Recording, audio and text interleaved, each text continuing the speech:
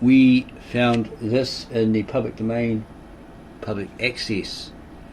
It's titled Restoration of the Jews, being an extract from an original manuscript intended to be published by subscription, entitled Truth Dispelling the Clouds of Error by the Fulfillment of the Prophecies, addressed to the Jews, containing an explanation of the prophecies in the books of Daniel and the Revelations that relate to the calamities that have been poured out on the nation and when their restoration will be accomplished, with an illustration applicable to the Jews of the 2 olive trees and the 2 candlesticks that are said to stand before the God of the earth, and the 2 witnesses who were to prophesy clothed in sackcloth 1960 days, by Al Mayer. Printed for the author and sold by T. Williams, Stationers Court, Ludgate Street,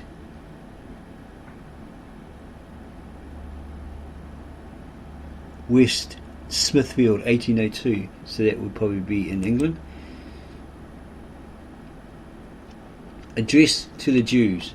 As your expectations have been for many ages excited with respect to the coming of the Messiah and the period of your deliverance from your afflictions and disgrace, when you will be brought from among the nations where you have been dispersed, and exalted to an eminence in the political world, superior to any of the existing kingdoms on the earth, it cannot but be acceptable to you to see your hopes of speedily attaining to such a desirable situation, supported by the most rational and natural conclusions from the predictions of the prophets, and as it is the author's intention to bring forward from prophecy such testimony only as relates to you politically as a nation or people, it surely cannot give offence, nor be productive of any evil, should I err or make a mistake in his opinions on them, or be misled in his calculations.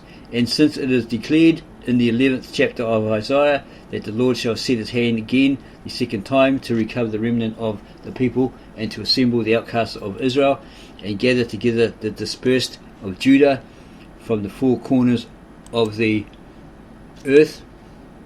And as in the 66th chapter it is said, the Gentiles shall bring all your brethren for an offering unto the Lord out of all nations.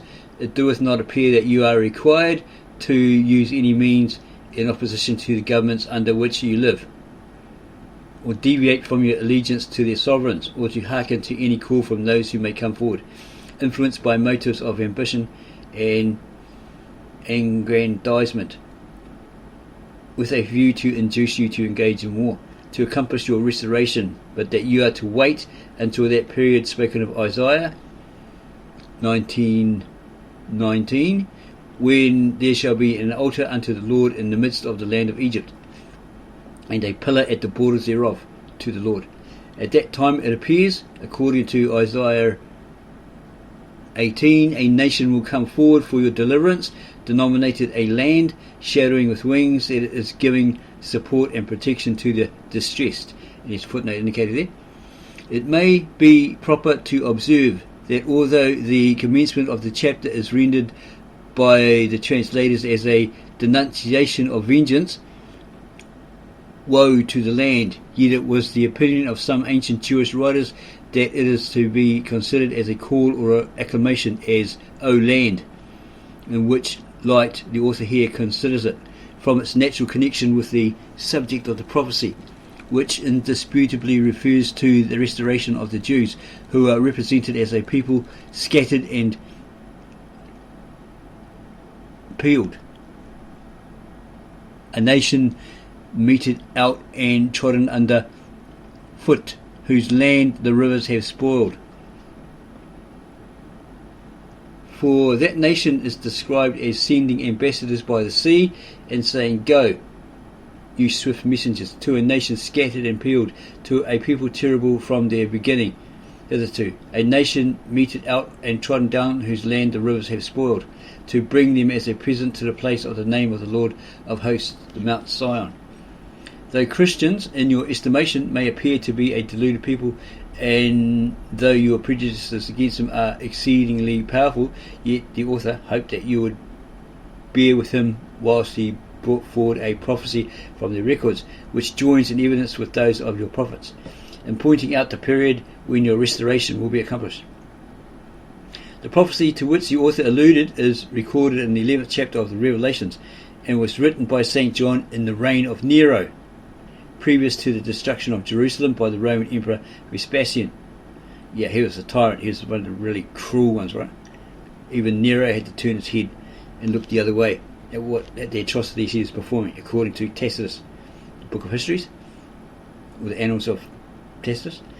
This prophecy, the author conceives, began with a denunciation against your nation by the angel, saying to St. John, "Arise and measure the temple of God, the altar, and them that worship therein," or within it, by which is described the destruction of the temple.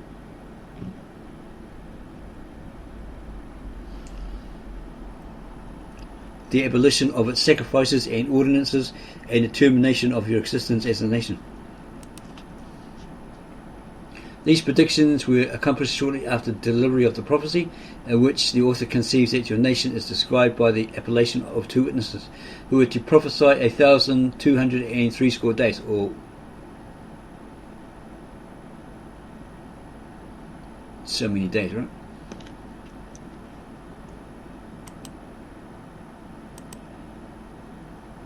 Is it 930 or something, or 960?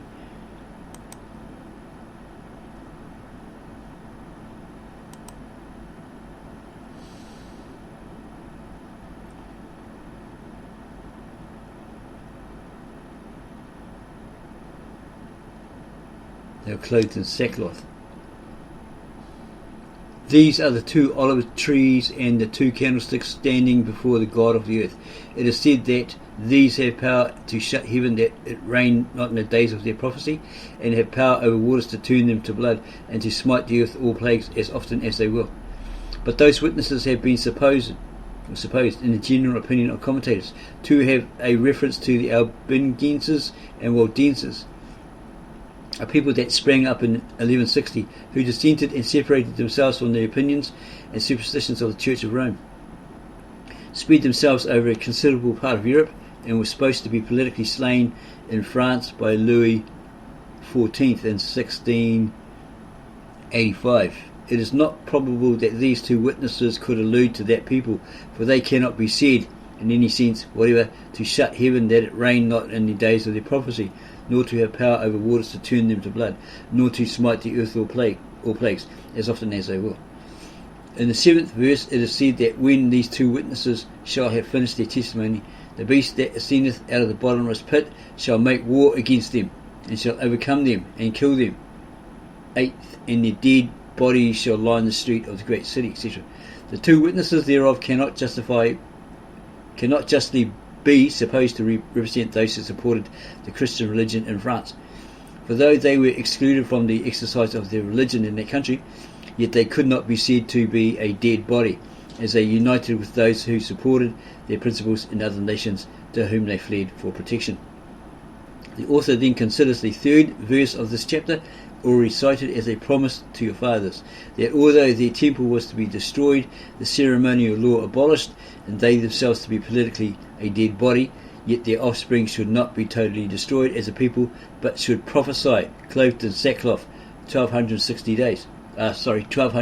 years, which denotes a state of deep affliction, but that they should be preserved by the providential care of God from a total extinction, agreeable to Amos 9:9.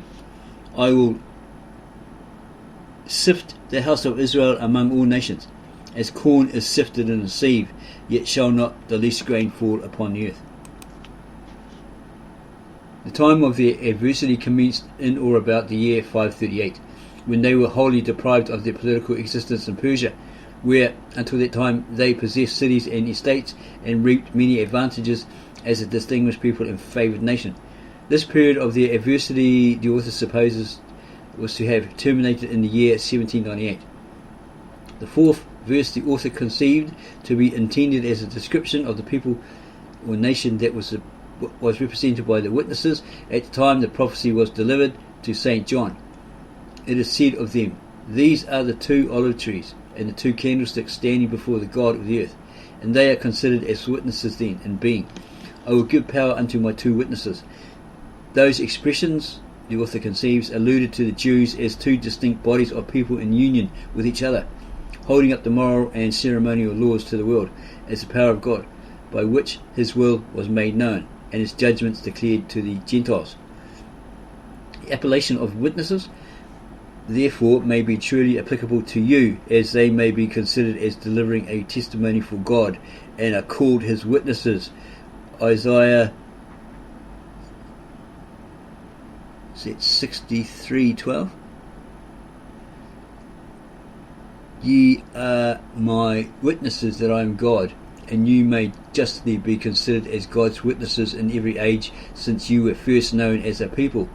Your afflictions in Egypt for 400 years, as foretold to your father Abraham, Genesis 15:13, and your deliverance on the selfsame day, which God has appointed, your preservation and the supplies you received in the wilderness, your establishment in the land of Canaan, your victories over your enemies, your captivity in Babylon, agreeable to the prophecy of Jeremiah. They shall serve the king of Babylon 70 years, chapter 25:11. Your liberation at the end of those years, and your re-establishment in your own land, your present appearance in this country, as well as every other nation under heaven, agreeable to the predictions of your own prophets, are all corresponding evidences that you are, though involuntarily, the witnesses of God, and may justly be considered as a perpetual assurance to the world that he who has hitherto fulfilled all his kind engagements, as well as his declared judgments, will fulfill all that he has revealed respecting your restoration, the restoration of that nation, right? He that scattered Israel will gather him. The propriety, therefore, of the appellation witness applied to you is indisputable, and a very probable reason. So this has nothing to do with the Jehovah's Witnesses. If they try to jump in and say it's all about them, it's nothing to do with them. May be assigned why you are denominated two witnesses. After the death of King Solomon, 10 tribes of the Israelites revolted from his son Rehoboam and made Jeroboam their king, leaving Rehoboam to reign over those only who dwelt in the cities of Judah. 1 Kings 12:16 and 17. After this division of the people under two governments, they were distinguished by the appellations Israel and Judah, and were with strict propriety considered as two distinct political bodies. Yet, as they of the 11 tribes, who revolted from the house of David and dwelt in Samaria, came up to the temple at Jerusalem to worship, they might still be considered as two bodies, standing before the God of the earth, harmonizing in the profession of one religion. The distinct appellations of Israel and Judah were continued after the return from the Babylonish captivity, when the Jews were united under one government. For in the 8th chapter of Zechariah, verse 13, it is written, that as you were a curse among the heathen, with godless nations, O house of Judah and house of Israel, so will I save you. That's God speaking to them, through this prophet probably, and you shall be a blessing. The same distinction is observed by Malachi, chapter 2, verse 11. Judah has dealt treacherously, and an abomination is committed in Israel and in Jerusalem. For Judah has profaned the holiness of the Lord, and so forth. And in the 16th verse it is said, the God of Israel says that he hateth putting away. Thus the distinctions of Israel and Judah are continued by the last of the Old Testament prophets, and it may be fairly presumed that the same distinctions are again recognized in prophetic language in the 11th chapter of the Revelation, though the precise terms of those distinctions are wisely varied. Israel and Judah are now politically dead, yet as the two witnesses of God they are still alive. As the Jews held out the only light of divine revelation to all nations in the first ages of the world, they correspond also with the figurative representation of the two candlesticks standing before the God of the earth. And as the olive tree is an emblem of peace, so they, by the various ordinances of the ceremonial law, represented typically God reconciling the world unto himself, not imputing unto them their trespasses, or their debts, their transgressions, etc. In the 4th of Zechariah, where the Jews are probably considered as represented in their king and their high priest, they are called the two anointed ones that stand before the Lord of the whole earth. Verse 14. And in the 11th verse they are called two olive trees, which agrees with the representation in the 11th of Revelations. Verses 3, the 3rd and 4th, which is the author's desire particularly to explain. It is said of them, verse 5, that if any man will hurt them, fire proceedeth out of their mouths and devoureth their enemies. Fire proceeding out of their mouths probably refers to the testimony they were delivering, which if any man reject, he must fall under the curse of the law and the wrath of God, which may be said to proceed out of their mouths in the denunciations of his judgments.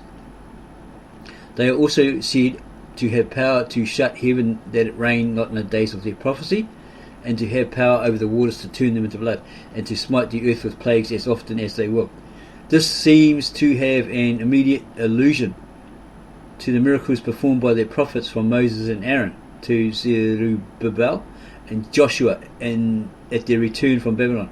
Elijah and Elisha had power to shut the heavens that rained not for 3 years, and to command fire to come down from heaven to destroy the enemies. Moses turned the waters of Egypt into blood and smote his enemies with a variety of plagues. This power of the witnesses, therefore, has already been exercised and will probably be revived on a future day. But at present, while ordinary means are sufficient to answer all the divine purposes, those extraordinary exertions are at least suspended. Without intending any offence to the Jewish reader, the author endeavoured to illustrate this by a quotation from the New Testament, which will tend to prove that the power ascribed to the two witnesses may be taken in a limited and not a general sense. Historical facts will never offend a candid reader. In the 16th of Mark, verse 17, or Mark 16, verse 17, it is said, "These signs shall follow them that believe. In my name they shall cast out devils, they shall speak with new tongues," or new languages, right? Or probably different languages if you have an Eastern mindset, if you consider that. We just take it as that, right? In thy name they shall cast out devils, they shall speak with new tongues. 18. They shall take up serpents, and if they drink any deadly thing, it shall not hurt them. They shall lay hands on the sick, and they shall recover. This is certain peoples, right? It's not just charismatic church, because they get bitten by snakes, and then a lot of them die. Yeah, trying to prove to the people in the audience, the church, yeah, well, we can pick up scorpions and not get stung, and snakes and not get bitten, poisoned, all that sort of stuff. Agreeable to this, the apostles performed many miracles. Paul cast out a spirit of divination. All the apostles spoke with new tongues on the day of Pentecost. Paul took up a serpent at the island of Melita without receiving any injury. And Peter and John had laid their hands on the sick and they recovered. But at present these extraordinary signs, like the powers ascribed to the two witnesses, are not visible. So maybe he's saying they're not existent today. So anyone that's making up they're doing that sort of stuff is probably false. It's not visible at the time that this book was written and published, right? It is said of the witnesses, and when they shall have finished their testimony, the beast that ascendeth out of the bottomless pit shall make war against them, and kill them, and their dead bodies shall lie in the street of the great city. And they of the people and kindreds and tongues and nations shall see their dead bodies 3 days and a half, or 3.5 days, and shall not suffer their dead bodies to be put in graves. It is evident from this that the witnesses represent a nation which had a political existence when John wrote his prophecy. For the beast that ascendeth is to make war against them, and overcome them, and kill them. That is, when they have finished their testimony. This implies that they, as a nation, resisted the power of the beast. Otherwise, he would have had no occasion to make war against them.